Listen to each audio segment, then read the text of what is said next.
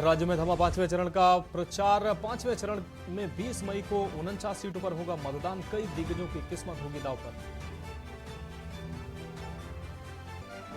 PM Modi ने दिल्ली और हरियाणा में की चुनावी सभा। पीएम मोदी बोले, मेरे फैसलों से कांग्रेस का फटता है कलेजा। महाराष्ट्र के पालघर में सीएम योगी ने चुनावी जनसभा को किया संबोधित। कांग्रेस पर जमकर हमला बोला, कहा ये लोग राम मंदिर को लेकर लोगों को डराते थे। अमेठी में गृह मंत्री अमित शाह का रोड शो। भाजपा प्रत्याशी स्मृति ईरानी के समर्थन में रोड शो। समर्थकों ने लगाए मोदी मोदी के नारे। हरियाणा के नूंह में श्रद्धालुओं से भरी चलती बस में लगी आग। 9 लोग जिंदा जले, 20 से ज्यादा लोग घायल। और मध्य प्रदेश समेत 9 राज्यों में 5 दिन तक चलेगी हीट वेव। यूपी के आगरा में 47 डिग्री पार पहुंचा तापमान। केरल, तमिलनाडु में भारी बारिश की चेतावनी। आप देख रहे हैं के न्यूज, खबरों का सारथी। नमस्कार, देश की बात में आपका स्वागत है। मैं हूं मनोज मानस और रुख करते हैं खबरों का। यूपी के कौशाम्बी लोकसभा सीट से एनडीए गठबंधन के प्रत्याशी व सांसद विनोद सोनकर के समर्थन में कल्याणपुर में एक जनसभा को केंद्रीय मंत्री अनुप्रिया पटेल ने संबोधित किया। उन्होंने कहा कि वह 400 पार के लक्ष्य की ओर तेजी से बढ़ रही है। एनडीए 400 पार के लक्ष्य को पाकर ही रहेगा। लगातार एनडीए इस ओर बढ़ रहा है। विपक्ष के पास न कोई मुद्दा है और न कोई नीति है। विपक्ष के साथी दलों की राज्यों में सरकार इन लोगों ने चलाई, लेकिन जनता के प्रति आज उनके मन में आक्रोश है, जिसका नतीजा है कि तीसरी बार एनडीए सरकार बनने जा रही है। सिराथू तहसील के कल्याणपुर के महुआ बाग में भाजपा के सहयोगी अपना दल एस की राष्ट्रीय अध्यक्ष अनुप्रिया पटेल ने जनसभा की। चुनावी सभा को संबोधित कर अनुप्रिया पटेल ने एनडीए गठबंधन को मजबूत बताया। एनडीए गठबंधन 400 पार के बड़े लक्ष्य की ओर बहुत तेज गति से आगे बढ़ रहा है और इस बार उत्तर प्रदेश के साथ साथ पूरे देश के अंदर, जनमानस के अंदर, मतदाता के अंदर जो उत्साह है, हमारा एक एक प्रत्याशी सामान्य रूप से नहीं बल्कि रिकॉर्ड मतों से जीतने जा रहा है। ये आम जनमानस का मोदी जी के सरकार की उपलब्धियों और कार्यों और जनसेवा पर विश्वास है। आप क्या चाहते हैं विपक्ष क्या कहे? विपक्ष के पास ना कोई मुद्दा है, ना कोई नीति है। इतनी बार सत्ता में रहने का अवसर मिला। एनडीए गठबंधन में जितने भी आज साथी दल शामिल हैं, उन्होंने राज्यों में सरकारें चलाई, देश में सरकार चलाई, लेकिन जनता के मन में आज उनके प्रति आक्रोश है। अब रुक करते हैं अगली खबर का। 5वें चरण में यूपी के 14 सीटों पर मतदान होना है। राजधानी लखनऊ में भी 20 मई को वोट डाले जाएंगे, जिसको लेकर अफसरों ने अपने अधीनस्थ और फोर्स को पुलिस लाइन में शनिवार को ब्रीफ किया। चुनाव आयोग के गाइडलाइन का पालन करने के निर्देशों के साथ मंडलायुक्त, डीएम और पुलिस कमिश्नर और ऑब्जर्वर ने मंच से चुनाव ड्यूटी में लगे लोगों को जिम्मेदारियों से रूबरू कराया। लखनऊ की रिजर्व पुलिस लाइन में तपती गर्मी के बीच पुलिस और प्रशासनिक अफसरों ने पैरामिलिट्री फोर्स के साथ सेक्टर व ज्वाइंट मजिस्ट्रेट के साथ पुलिस फोर्स को ब्रीफ किया। मंच पर मौजूद मंडलायुक्त Roshan, DM Roshan Jacob, DM Suryapal Gangwar, police commissioner SB Siratkar समेत ऑब्जर्वर ने परेड ग्राउंड में मौजूद सभी लोगों को ब्रीफ किया कि सोमवार को मतदान के दिन उन्हें किस तरह काम करना है और अपनी ड्यूटी कैसे निभानी है। पुलिस कमिश्नर एसबी सिरटकर का मानना है कि निष्पक्ष और शांतिपूर्ण तरीके से इस चुनाव को लखनऊ में संपन्न कराया जाए।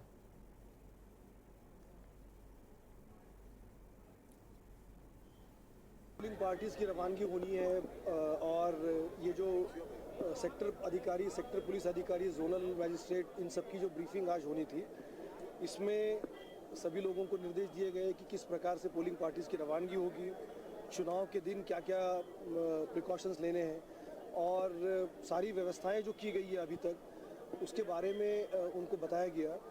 इस ब्रीफिंग का मेन उद्देश्य ये भी होता है कि सेक्टर अधिकारी और सेक्टर पुलिस अधिकारी एक दूसरे को जान जाए, वो किस टीम में काम कर रहे हैं, कौन उनके साथ है, एक दूसरे से जान पहचान होती है ताकि एक टीम के रूप में आगे काम कर सके। तो विस्तार से ब्रीफिंग हुई है जिसमें डीएम साहब भी थे, ऑब्जर्वर्स आए हुए थे, उन्होंने भी ब्रीफिंग की है, डिविजनल कमिश्नर मैडम भी आई थी और joint commissioner law and order साहब ने बहुत विस्तार से ब्रीफिंग की है। तो ये चुनाव का अंतिम चरण है जिससे तैयारी का, इसमें अब सभी लोगों को अपने दायित्वों की जानकारी हो गई है। कल पार्टियों की रवानगी होगी और फिर उसके बाद फिर 20 तारीख को चुनाव संपन्न किया जाएगा। पुलिस की सबसे ज्यादा जिम्मेदारी कहाँ पर बन जाती है सर?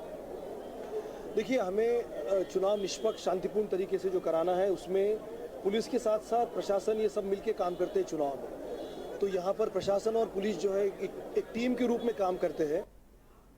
अब रुक करते हैं अगली खबर का। लखनऊ से अगली खबर, जहां विभूति खंड के कई इलाकों में फ्लैग मार्च किया गया। पुलिस व पैरामिलिट्री फोर्स ने यह फ्लैग मार्च किया है। एसएचओ व पुलिस कर्मियों ने फ्लैग मार्च किया है। किसान बाजार सिनोपोलिस मॉल के पास मार्च किया गया है।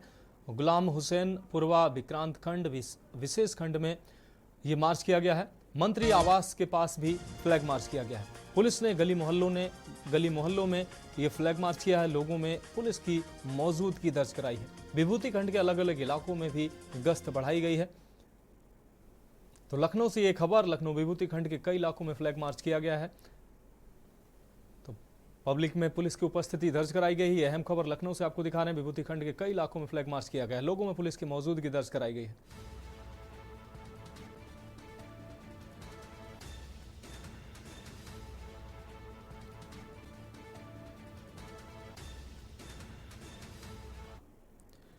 अब रुक करते हैं अगली खबर का। चंद्रा प्रीमियर लीग के अंडर 19 के खिलाड़ियों के सीपीएल 2.0 का भव्य आयोजन Chandra cricket academy BPMG inter college Mandhana में किया जा रहा है।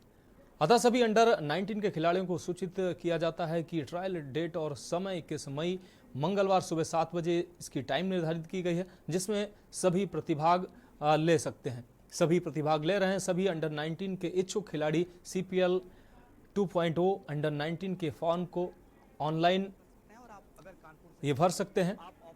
www.चंद्रा क्रिकेट पर या offline form Chandra cricket academy के ऑफिस मंधना से प्राप्त कर सकते हैं। सीपीएल 2.0 के लिए अंडर 19 के इच्छुक खिलाड़ी ट्रायल के दिन भी फॉर्म भरकर ट्रायल में प्रतिभाग कर सकते हैं। ये जानकारी सीपीएल 2.0 कमिश्नर नीरज वर्मा ने दी है। चाहिए जरूर खेलेंगे अगर आपके अंदर ऐसी क्षमता है। आपने अगर अपने खेल के कौशल से सेलेक्टर्स को प्रभावित किया है और आप सेलेक्ट होकर आते हैं 120 लड़कों की लॉबी में, तो जरूर आपको सीपीएल सीजन 2 अंडर 19 के इस टूर्नामेंट में खेलने का मौका मिल सकता है।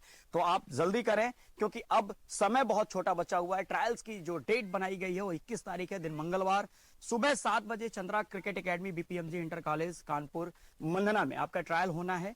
आप जल्दी से फॉर्म रजिस्टर करें, ऑफलाइन अपनी दावेदारी पेश करें ट्रायल्स के माध्यम से। अब एक जरूरी सूचना यह है कि अगर आप किसी कारण से फॉर्म फिल नहीं कर पाते हैं तो आप ट्रायल वाले दिन यानी 21 तारीख मंगलवार सुबह 7 बजे आप ग्राउंड के ऊपर आके अपना ट्रायल के लिए फॉर्म भर सकते हैं और भरने के बाद आप तुरंत ट्रायल पे पार्टिसिपेट भी कर सकते हैं। बहुत बहुत आभार, बहुत बहुत धन्यवाद हमसे जुड़ने के लिए। आप सभी ने बहुत ही अच्छा, बहुत ही तगड़ा प्यार दिया है सीपीएल सीजन 2 के अंडर 16 के प्रतियोगिता के लिए। अब उम्मीद है कि अंडर 19 में भी आप सभी लोग विश्वास दिखाएंगे और बढ़ चढ़ के हिस्सा लेंगे, हमारी इस संस्था से जुड़ेंगे। बहुत बहुत आभार, बहुत बहुत धन्यवाद। नमस्कार, मैं हूं नीरज, चंद्रा क्रिकेट एकेडमी। अब रुक करेंगे अगली खबर का। अगली खबर मुरादाबाद से है, जहां महिला हॉकी कोच नेहा सिंह पर जानलेवा हमला हुआ है। एक युवक ने जानलेवा हमला किया है। आपको बता दें, महिला कोच पर हॉकी से किए गए हमले में महिला हॉकी कोच का एक हाथ फ्रैक्चर हुआ है, वहीं दूसरे हाथ में भी गंभीर चोटें आई हैं। सोनकपुर स्टेडियम में तैनात है युवा महिला कोच नेहा सिंह और हमला करने वाला आरोपी भी इसी स्टेडियम में हॉकी खेलता है। सिविल लाइन थाना क्षेत्र के सोनकपुर स्टेडियम की यह पूरी घटना है।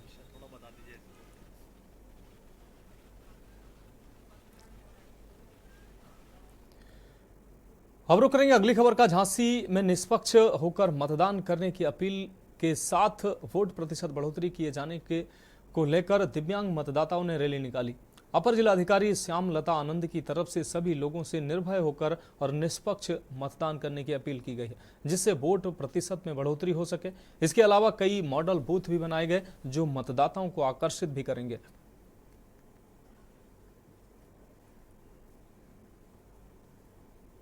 के माध्यम से मैं बस यही संदेश देना चाहती हूँ कि 20 तारीख को मतदान होना है। पूरे जनपद वासियों से हमारा ये अनुरोध है कि कृपया वो घरों से निकलें और वोट डालने के लिए जाएं। झांसी का मतदान प्रतिशत उसे बढ़ाना है और हम लोगों को वोट डालने जाना है। दिव्यांगों के लिए क्या खास इंतजाम किए गए हैं पोलिंग बूथ? दिव्यांगों के लिए देखिए, हर जो भी हमारे दिव्यांग वोटर हैं उनके लिए पोलिंग बूथ्स पर ट्राईसाइकिल की व्यवस्था करी गई है, शेड की व्यवस्था करी गई है, पीने के पानी की व्यवस्था करी गई है और हमारे कुछ स्पेशल बूथ्स बनाए गए हैं। हमारे कुछ बूथ जो हैं वो आर्ट एंड कल्चर को रिप्रेजेंट करेंगे। एक बूथ हम लोगों ने डिज़ाइन किया है जो कि झांसी फोर्ट की तर्ज पर होगा। एक बूथ हम लोगों ने योग मुद्रा बूथ बनाया है और एक हम लोगों ने वीरांगना बूथ बनाया है। तो इस तरीके से हमारे कुछ मॉडल बूथ्स होंगे जो कि वोटर्स को अट्रैक्ट करने के लिए, और उनको हम लोग चाहते हैं कि वोटिंग में पार्टिसिपेशन करें और वोटिंग का परसेंटेज ज़्यादा से ज़्यादा बढ़े। अब बढ़ते हैं अगली खबर की ओर। वाराणसी लोकसभा सीट से इंडी गठबंधन के प्रत्याशी और कांग्रेस के प्रदेश अध्यक्ष अजय राय को निर्वाचन कार्यालय से हेट स्पीच देने पर नोटिस जारी किया गया है। उन पर प्रेस कॉन्फ्रेंस में पीएम के खिलाफ आपत्तिजनक टिप्पणी करने की शिकायत की गई है। कांग्रेस के प्रदेश अध्यक्ष अजय राय पर आदर्श आचार संहिता के दौरान गलत बयानबाजी कर नियम का उल्लंघन करने की शिकायत की गई है। बताया गया है कि 30 अप्रैल को चेतगंज क्षेत्र में स्थित अपने आवास पर प्रेस वार्ता का आयोजित उनके द्वारा किया गया था और इसमें राय ने देश के प्रधानमंत्री मोदी पर अमर्यादित टिप्पणी की। पीएम के खिलाफ आपत्तिजनक शब्दों का इस्तेमाल करते हुए हेट स्पीच दिया है। बिना किसी साक्ष्य के प्रधानमंत्री पर अमर्यादित टिप्पणी करना आदर्श आचार संहिता का उल्लंघन है। ऐसे में अजय राय के खिलाफ आदर्श आचार संहिता के उल्लंघन की शिकायत की गई। भारतीय राष्ट्रीय कांग्रेस के प्रदेश अध्यक्ष जो वाराणसी लोकसभा में चुनाव लड़ रहे हैं अजय राय जी ने 30 अप्रैल 2024 को अपने चितगंज स्थित आवास पर वार्ता किया था, जिस पत्रकार वार्ता में उन्होंने माननीय प्रधानमंत्री जी के ऊपर विभिन्न प्रकार से गलत, फर्जी और मनगढ़ंत आरोप लगाए थे और हेट स्पीच दी थी तथा प्रधानमंत्री जी को कोविड से हुई मृत्यु का कारण बताया था। ब्रिटेन की किसी अदालत में किसी कोरोना वैक्सीन बनाने वाली किसी कंपनी ने एक एफिडेविट दिया था। उस एफिडेविट को आधार बनाकर अजय राय जी ने यह बयान दिया कि भारत में हुई लाखों करोड़ों मौतों के जिम्मेदार माननीय प्रधानमंत्री जी हैं और उन्होंने कई सारे ऐसे उदाहरण दिए जिसमें उन्होंने कहा कि इनकी मृत्यु कोरोना की वैक्सीन लगने से हुई है।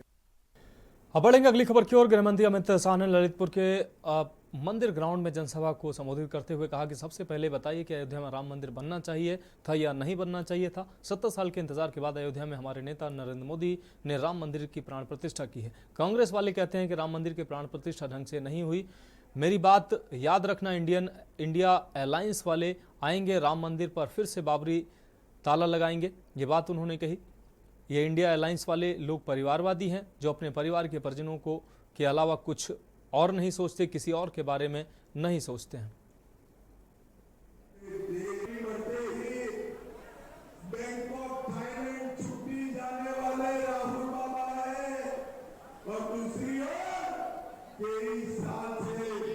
दीपावली की भी छुट्टी लिए बगैर दीपावली के दिन सरहद पर जवानों के साथ बिताने वाला नरेंद्र मोदी। भाइयों बहनों, इन लोगों धूपों के बीच में आपको ये लोग धूपों के बीच में तय करना है। एक राम भक्तों पर गोली चलाने वाली समाजवादी पार्टी है और दूसरी ओर राम मंदिर बनाने वाले अब रुक करते हैं अगली खबर का। लोकसभा चुनाव के 5वें चरण का प्रचार आज शाम 5 बजे थम गया। इस चरण में 49 सीटों पर 20 मई को मतदान होना है। इस चरण में सबसे अधिक सीटें उत्तर प्रदेश से हैं। इसमें सूबे की 14 लोकसभा सीटों पर वोटिंग होगी, जिन पर कुल 144 उम्मीदवार ताल ठोक रहे हैं। देश में इस वक्त लोकसभा चुनाव हो रहे हैं और अब तक लोकसभा चुनाव की प्रक्रिया के 4 चरण पूरे हो चुके हैं। इस चरण में 8 राज्य और केंद्र शासित प्रदेश की 49 सीटों पर वोटिंग होगी। इन प्रदेशों से 695 उम्मीदवार चुनाव मैदान में हैं। 5वें चरण के लिए एक संसदीय क्षेत्र में चुनाव लड़ने वाले उम्मीदवारों की औसत संख्या 14 है। जिन उम्मीदवारों की किस्मत दांव पर है उनमें रक्षा मंत्री राजनाथ सिंह, पूर्व कांग्रेस अध्यक्ष राहुल गांधी, केंद्रीय मंत्री स्मृति ईरानी, पूर्व मुख्यमंत्री उमर अब्दुल्ला समेत कई हाई प्रोफाइल चेहरे भी शामिल हैं।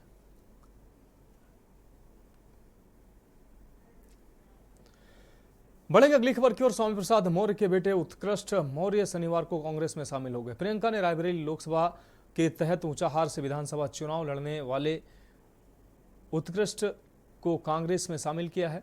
मौर्य परिवार के साथ आने से राहुल गांधी के चुनाव में मदद मिलने की संभावना है। कांग्रेस ज्वाइन करने पर प्रियंका गांधी ने उनका जोरदार स्वागत किया।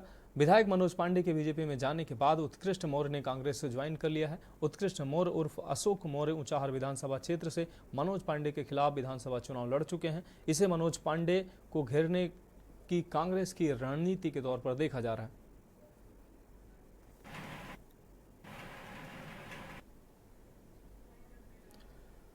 अब बढ़ेंगे अगली खबर की ओर। कौशाम्बी के गढ़वा गांव में निषाद पार्टी के राष्ट्रीय अध्यक्ष और योगी सरकार में कैबिनेट मंत्री डॉक्टर संजय निषाद ने चुनावी सभा को संबोधित किया। उन्होंने कहा कि देश और प्रदेश में भाजपा की सरकार है, तुम डरना मत, अगर कोई हाथ उठाएगा तो हम हाथ तुड़वा देंगे। विपक्ष पर जुबानी हमला बोलते हुए उन्होंने कहा कि आपको बता दें इंडी गठबंधन बिना दूल्हे की बारात है, तो इंडी गठबंधन पर उन्होंने निशाना साधा। उनकी सरकार नहीं बनने वाली है। लोकसभा कौशाम्बी में निषाद केवट मल्लाह बिना जातियों को भाजपा के पक्ष में वोट करने के लिए आए निषाद पार्टी के राष्ट्रीय अध्यक्ष डॉक्टर संजय निषाद ने भाजपा प्रत्याशी विनोद सोनकर के समर्थन में वोट की अपील की। प्रधानमंत्री मोदी के हाथों को मजबूत करने की उन्होंने बात की।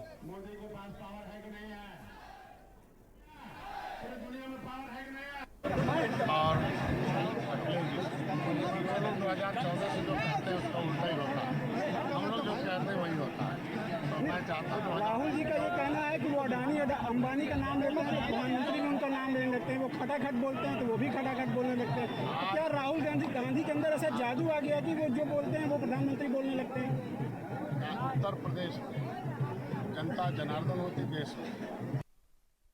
अब रुक करेंगे अगली खबर का। चढ़ रहे तापमान और भीषण गर्मी से इंसान ही नहीं बल्कि बेजुबान भी परेशान है। गर्मी के प्रकोप को देखते हुए कानपुर प्राणी उद्यान ने जानवरों के लिए खासा इंतजाम किए हैं। पहली बार चिड़ियाघर के टाइगरों के लिए स्पेशल फॉगिंग सिस्टम लगाया गया है, जो रात में ठंडी फॉग के रूप में बेजुबानों पर बरसती है और गर्मी दूर भगाकर ठंड का एहसास कराती है। इतना ही नहीं, कानपुर चिड़ियाघर प्रशासन द्वारा गर्मी के प्रकोप को देखते हुए जानवरों को बाड़ों और पिंजरों में खसखस की चटाई, वाटर फाउंटेन, एडजस्ट कूलर के साथ पानी की पर्याप्त व्यवस्था की गई है। साथ ही जानवरों के खान पान पर भी विशेष ध्यान दिया जा रहा है।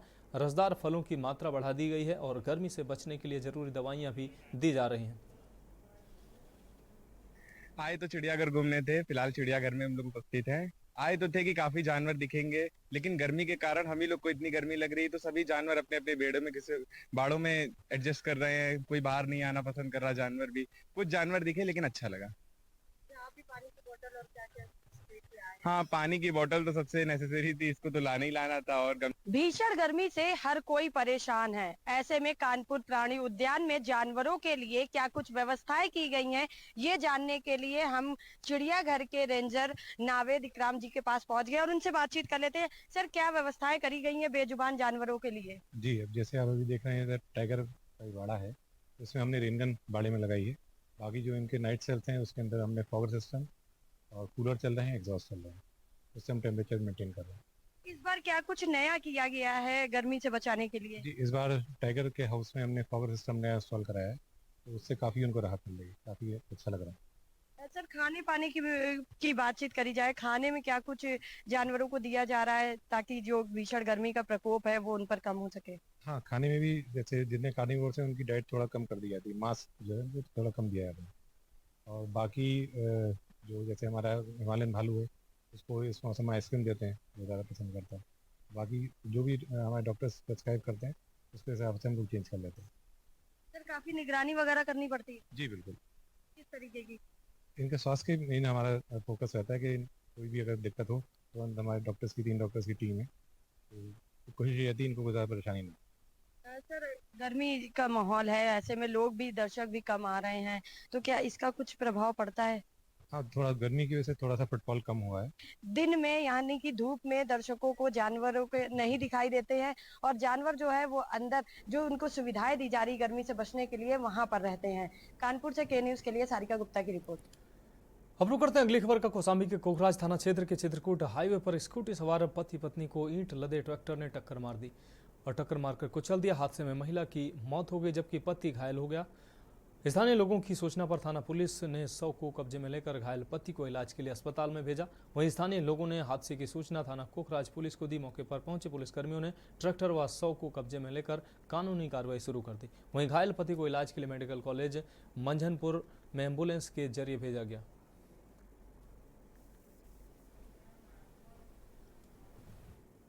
अगली खबर कौशाम्बी से है, जहां जिला निर्वाचन अधिकारी ने दी जानकारी। आपको बता दें, राजेश कुमार राय ने चुनावी तैयारियों को लेकर बात की है। 20 मई को होने वाले चुनाव में प्रशासन की तैयारियां उन्होंने बताया कि तेज हो गई हैं। 89 सेक्टर 9 जोनल मजिस्ट्रेट लगाए गए हैं। राय के द्वारा ये जानकारी दी गई। वहीं 2 सुपर जोनल मजिस्ट्रेट भी लगाए गए हैं। 1277 पोलिंग स्टेशन के 1277 पोलिंग पार्टियां उसके लिए बनाई गई हैं। रविवार को ओसा मंडी से इन सभी की रवानगी होगी। हम इस समय यूपी कौशाम्बी जिले में मौजूद हैं, जहां पे हम सीधे बात करेंगे चुनाव की तैयारियों को लेकर। यूपी के कौशाम्बी के जिला अधिकारी इस समय हमारे साथ मौजूद हैं। हम उनसे बात करते हैं कल के पोलिंग पार्टियां और कितने बूथ हैं, कहां पे कितनी पोलिंग पार्टियां रवाना होंगे, कितने सेक्टर मजिस्ट्रेट होंगे। सर, आपका के न्यूज़ में बहुत बहुत स्वागत है सर। धन्यवाद। और सर, कल पोलिंग पार्टियां रवाना होंगी, इस पर आपका क्या कहना है? हम लोगों के निर्वाचन की तैयारियां पूरी हो चुकी हैं। कुल 1277 जनपद में कुल 1277 पोलिंग पार्टियां हैं, जिनको हम लोग कल रवाना करेंगे ओसा मंडी से। ओसा मंडी में उनको रवाना करने की सारी व्यवस्थाएं पूर्ण हो रही हैं और वहाँ पे वाहन आ चुके हैं। पोलिंग पार्टियों के जो ड्यूटी ऑर्डर हैं कल उनको सुबह ही फाइनली दिए जाएंगे और उसी के साथ वो सामग्री प्राप्त करके और EVM प्राप्त करके ओसा मंडी से अपने गंतव्य के लिए प्रस्थान करेंगे। सर, सेक्टर मजिस्ट्रेट भी लगाए गए होंगे, कितने कुल सेक्टर मजिस्ट्रेट ऑब्जर्वर लगाए गए हैं? लोकसभा सामान्य निर्वाचन 2024 कौशाम्बी जनपद में सकुशल और शांतिपूर्ण ढंग से संपन्न कराने के लिए कुल 89 सेक्टर मजिस्ट्रेट लगाए गए हैं। इसके अलावा 9 जोनल मजिस्ट्रेट हैं, 2 सुपर जोनल मजिस्ट्रेट हैं। पर्याप्त मात्रा में पुलिस बल है, माइक्रो ऑब्जर्वर, वीडियोग्राफर और सभी बूथों पे वेबकास्टिंग 50% बूथों पर वेबकास्टिंग की व्यवस्था की गई है। ये हमारे साथ बात कर रहे थे जिलाधिकारी और कौशाम्बी से अनुरुद्ध पांडे के न्यूज़ की रिपोर्ट। अब रुक करेंगे अगली खबर का। हादसे के बाद कार चालक की पिटाई का मामला सामने आया। आपको बता दें, चालक को बेरहमी से पीटने का वीडियो वायरल हुआ। एक्सीडेंट में महिला की मौत के बाद चालक की पिटाई हुई है। ग्रामीणों ने कार चालक को तालिबानी सजा दी है। चालक के कपड़े फाड़े गए हैं। चालक को फावड़े और लात घूंसों से जमकर पीटा गया है। मरणासन स्थिति में परिजनों ने सैफई में भर्ती करा है। गंभीर हालत में आगरा लेकर गए हैं परिजन, जहां चालक कोमा में बताया जा रहा है। एक दिन पूर्व कार की टक्कर से हुई थी वृद्ध महिला की मौत, जिसके बाद अब दूसरे दिन इस चालक की जमकर पिटाई की गई। मरणासन हालत में परिजनों ने उसको अस्पताल में भर्ती कराया गया, जहां से उसे हायर सेंटर के लिए रेफर किया गया था। ना भोगांव क्षेत्र के ग्राम मलपुर के पास यह हादसा हुआ।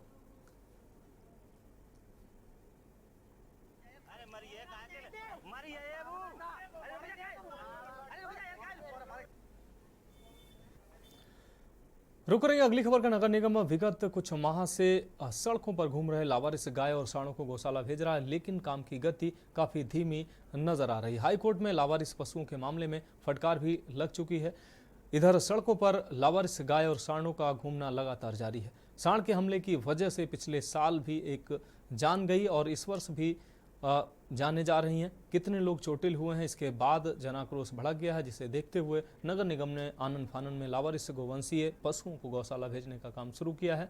गौशाला की कमी के चलते नगर निगम ने संसाधनों के अभाव में सुस्त गति से काम किया। पिछले 2.5 माह में केवल 323 गाय और सांडों को ही गौशाला भेजा गया है। नगर निगम के अधिकारियों का कहना है कि जब तक हमारी गौशाला नहीं बनेगी तब तक हम कितना भी प्रयास कर लें, समस्या का समाधान नहीं हो पाएगा।